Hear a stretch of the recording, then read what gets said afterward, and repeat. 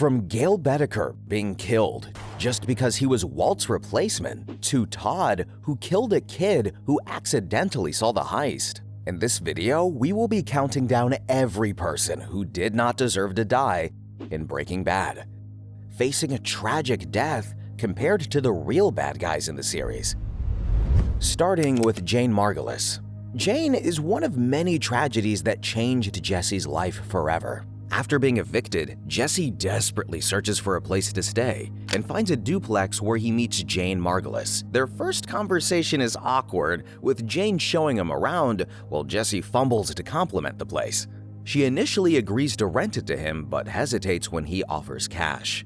Jane insists her father wouldn't approve, but Jesse, clearly vulnerable, pleads his case, and eventually Jane lets him stay. Later, Jesse buys a new television and asks her to his place. So hey, I got this kick-ass new flat screen. Wanna see?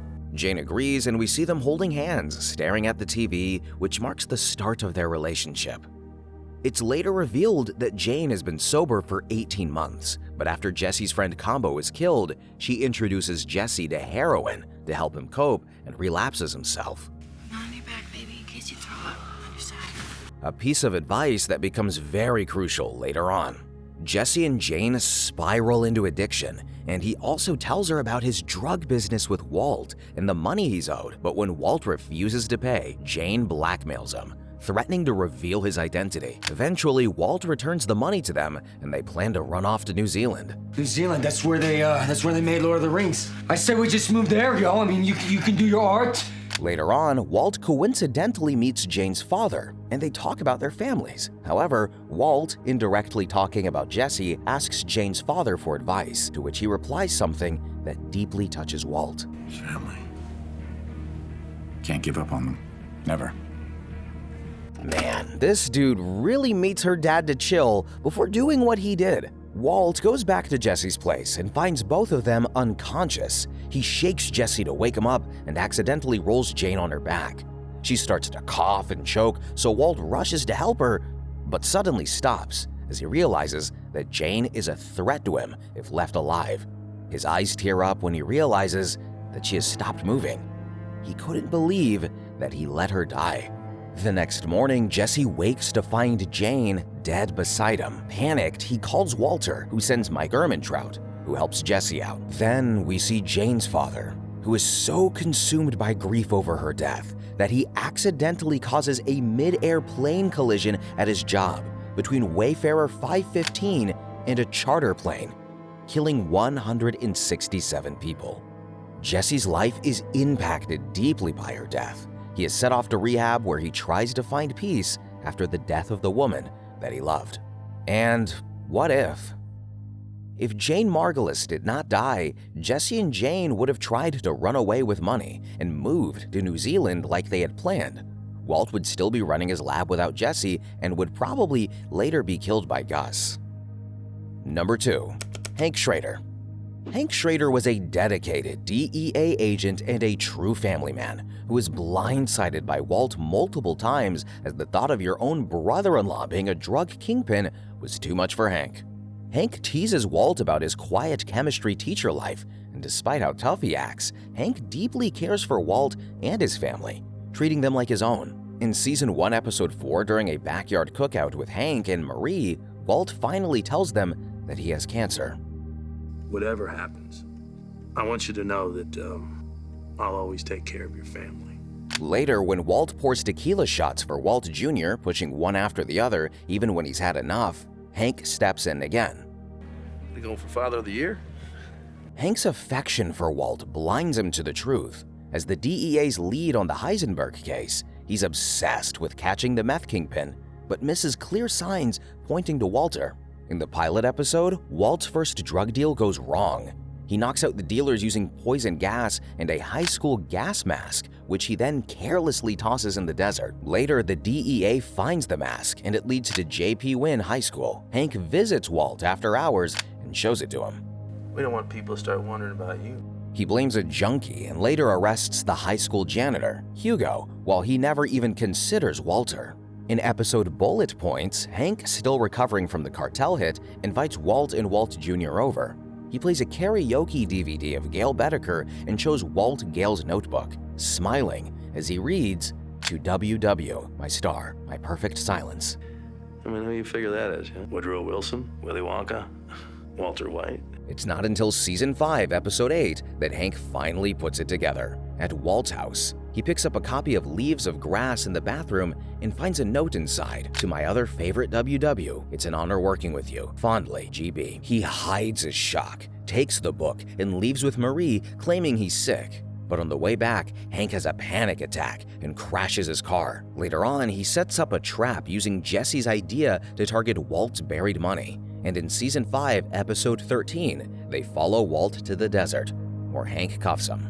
"Walter White, you have the right to remain silent. Anything you say can and will be used against you in a court of law." But the win is short-lived since Walt had called Jack's neo-Nazi gang for backup, and when they arrived, a standoff turned into a firefight. Gomez is killed instantly, and Hank gets shot in the leg. He tries to reach for a gun, but Jack stops him. Walt begs for Hank's life and even offers his $80 million in exchange for Hank's life. But at that point, it's too late. You're the smartest guy I ever met, and you're too stupid to see. He made up his mind 10 minutes ago. Hank doesn't flinch as Jack raises the gun. He's shot in the head, and Walt falls to the ground, crying, as Hank's body drops in the dirt. Jack's gang buries Hank and Gomez in the same hole meant for Walt's money. And so, what if? If Hank had lived, he and Gomez could have brought Walt to trial. For Jesse, it could have meant a deal with the DEA, a chance to break free from Walt's hold before the neo-Nazis took him captive. But only a few deaths even feel more heartbreaking and less deserving than Hank, where someone who paid the ultimate price just for loving someone. Andrea Cantillo. When Jesse started selling meth, he stole from the lab to sell to the rehab group. He meets Andrea there and is drawn towards her immediately. He goes to her house, still attempting to sell drugs, but finds she has a child, Brock. She told Jesse how her younger brother Tomas had joined the cartel and even killed a person for them. He shot the guy right through the neck, shot him dead. Jesse suddenly realized that it was Combo that Tomas had killed on the orders of Gus Fring. Jesse avenges his death and even gives some cash to Andrea so she and her son can live a better life. Andrea and Brock move to a better neighborhood, and Jesse continues to help Andrea by sending her money every week. But things take a dark turn in Season 4 when Brock suddenly falls ill. Jesse believes Walt poisoned Brock, but Walt manipulates him into thinking that it was Gus. In reality, Walt had used a plant called Lily of the Valley to poison Brock so Jesse would turn against Gus. Later, when Jesse is entrapped by Jack Welker and his gang to cook for them, he tries to escape but is caught, and Todd decides to punish Jesse for his actions. He knocked on Andrea's door, convincing her that he is a friend of Jesse. She steps out to see Jesse while Todd took out his suppressed gun and shot her in the back of the head. Jesse is left screaming, watching the only person he loved die, leaving her son Brock without any parents. But what if Andrea had not been killed, she and Jesse might have been together after Walt freed Jesse? They would move in together at the end of the series, and Jesse would finally get the happy ending he truly deserved. But even if you aren't connected to anyone doing illegal stuff, sometimes just being in the wrong place is enough to warrant a death in Breaking Bad. Drew Sharp. When Walt and his crew are in need of methylamine to continue making their meth, Lydia tells them about a train with all of the methylamine that they need. They plan everything down to the last detail without any flaw. It's all about the weight, yo. Tanker we're gonna hit gets weighed once when it's loaded in Long Beach, and then again when it's unloaded in Texas. You guys thought of everything. Except when a young boy on a dirt bike appears out of nowhere. Drew waved to them, and Todd waved him back, and without hesitating, Todd drew his gun and shot him. Jesse screams and tries to stop him, but the damage is done. Drew Sharp fell to the ground along with his pet tarantula in the hold jar. His body and his bike were both dissolved into hydrofluoric acid by Todd, Jesse, and Walter, leaving no evidence behind. The tarantula was taken by Todd, who keeps it with him as a pet. Todd showed no remorse of any kind, while Jesse was shaken to the core. Walt was also not morally challenged and viewed Drew as a witness to the crime who got what was coming to him. Drew's parents report him missing, and a statewide search begins. His face is all over the news, and Jesse sees it on every channel. Later on, Jesse is shown to be full of guilt from the drug money he earns and tries to give it to Drew's parents through Saul Goodman, but he declines because of the risk this involves. However, Jesse avenges his murder at the end of the series by strangling Todd to death with his own handcuffs. So, what if? If Drew was let go since he was a kid, he wouldn't have been able to tell there was a robbery happening and report to any authorities, and Jesse would still be emotionally intact with Walt, and they would continue making their meth. Gale Boetticher, a chemist who almost replaced Heisenberg. When Walt and Jesse agree to go their separate ways, Walt is met by Gale Boetticher. Walt seemed reluctant at first, but when Gale handed him his resume and a cup of coffee he had made for him from his side experiment, Walt was pretty happy with him. My God, that is the best coffee I've ever tasted. Man, I want to try this coffee now too. But I can only imagine a different universe where Gale becomes richer than everyone and builds a perfect coffee empire. But soon enough, Walt and Gale started cooking meth for Gus, and they bond pretty well. Yet, a minor mistake from Gale occurs in the lab, and Walt gets annoyed by this. Despite Gale being a far better chemist, Walt misses Jesse and wants him back. It's as if I'm classical, but you are more jazz. But soon, Gus rehired Gale, and Walt understood that Gus planned for Gale to take over his position when Gale started asking very specific questions about the meth formula. Walt was prepared to remove Gale from the occasion completely and sent Jesse over to his apartment to kill him. When Gale opens the door, Jesse pulls out his gun and points it to his head. Gale begs Jesse to take all the money he has and to just let him live. You don't have to do this. Jesse, with tears in his eyes, realizes it's him or Walt, and with a heavy heart, he pulls the trigger. Jesse is burdened with guilt for killing Gale. He tries to hide the guilt by hosting parties and relapses into doing drugs. And what if Gale had not been killed, he would still be working for Gus, whereas Walter and Jesse would have likely been killed instead as soon as he would have mastered the formula. Gale would work alone in the lab and continue to be loyal to Gus, where he would profit even more from it as there would be no one to challenge his drug empire anymore. Mike Ehrmantraut. He was introduced as a private investigator, a cleaner for Saul Goodman. He first appeared when Jesse's girlfriend Jane died, but behind the tough exterior was a man weighed down by guilt. In Better Call Saul, we learn where that guilt comes from. Years ago, as a cop in Philadelphia, Mike took bribes from criminals along with other officers, one of which was his son, a young cop who was trying to follow the rules. Mike warned him to go along with the system, to take the money and stay quiet, but that advice got Matt killed by the same corrupt cops he tried to protect, and Mike never forgave himself. After Matt's death, Mike moves to Albuquerque to be near his daughter-in-law, Stacy, and his granddaughter, Kaylee. He takes small jobs as a parking lot attendant and bodyguard, slowly getting pulled deeper into the criminal world. At first, it's just for the money, to leave something behind for Kaylee, but as he gets involved with Gus Fring, it becomes something else. A job where he can control the chaos and keep people safe, until he can't. Mike is the one who helps Gus build his empire. He recruits Werner Ziegler, a kind and brilliant German engineer, to construct the secret meth superlab under an industrial laundromat. But as the months go by, Werner starts to slip. He breaks the rules, calls his wife, and eventually tries to visit her. Gus sees it as a serious threat, and Mike tracks Werner to a hot spring resort and sits beside him, torn between the man he is and the man Gus expects him to be. Werner apologizes and says he just wanted to see his wife, that he never meant to put anyone in danger, and then Mike gives him a choice. Let Gus's men handle it, or let Mike do it quickly and painlessly. Werner agrees, and Mike pulls the trigger. After Werner's death, something changes in Mike. He grows colder, drinks more, and pulls away from his family.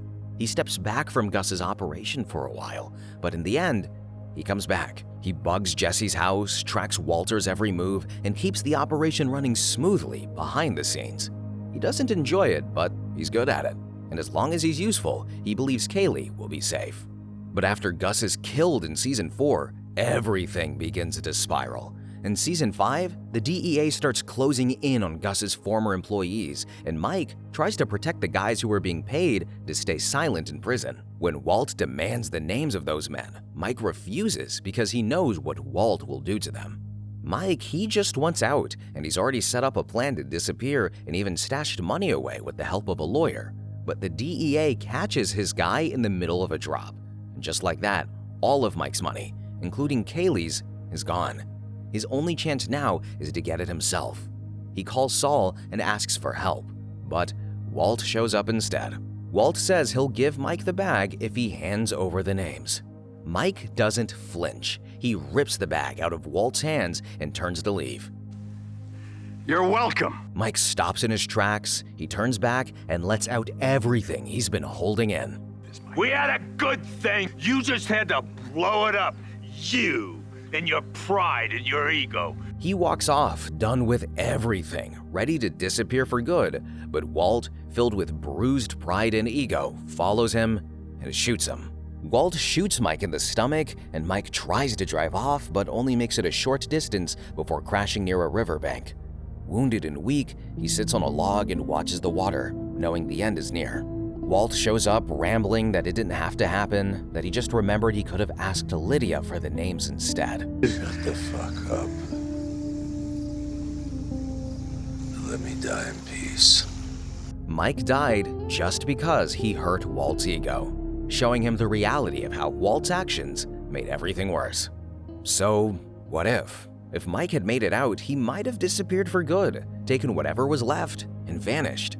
Maybe even found a way to start over in Alaska, like he once told Jesse, leaving enough behind for his family. Christian Combo Ortega. Christian Ortega, also known as Combo, was a close friend of Jesse Pinkman and also a member of the Blue Sky crew, which distributed the crystal blue meth that Walt and Jesse made in their RV. Later on in Season 3, Episode 5, it is revealed that the RV Jesse bought is actually because of Combo. After Walt gave Jesse $7,000 cash to buy an RV, he blew it up on expensive champagne and prostitutes in one night. When Jesse had only $1,400 left, Combo arranged the RV for him. I could hook you up, bro. I could totally get you an RV. Combo, along with the other associates of Jesse, sold the blue crystal meth, making it the best-selling drug on the streets. This alerted other rival drug cartels and gangs. When Combo was in some unfamiliar corner of a street, a car pulled up beside him. Two men in the front seat stared at him. Combo showed them a pistol, and they drove to the other side of the corner without saying a word. At that moment, Combo felt paranoid enough to call Skinny Pete, but a young boy rode his bicycle towards him. When he asked the boy to go away, the horn of the car honked twice, and as Combo turned around, he got shot. He looked the shooter in the eye, the same kid on the bicycle. The kid shot him again and again as Combo tried to run away, when he suddenly fell on the road in the puddle of his own blood. Soon, Jesse and Walt came to know that Combo died because he was selling their product in the territory of a rival drug cartel. Jesse was the one who was affected the most by his unexpected death. He ended up using heroin out of sorrow, as he and Combo had been close since their juvenile years. On the other hand, Combo's death caused the entry of a drug lord into Walt and Jesse's life, making their street-level drug a wholesale business product. And so, what if? Combo's death had been a catalyst to many events, and without it happening, everything would have folded out differently. If he didn't die, Walt and Jesse would have no other rival gang and would still be selling their product at the street level. On the other hand, Jesse would still be with Jane Margolis, whose death occurred due to Jesse's grievance over Combo's death. And that brings our list to an end. There are some smaller entries we didn't cover, but let us know in the comments which death was the most traumatizing for you. And leave a like and subscribe if you enjoyed the video. Thanks for watching.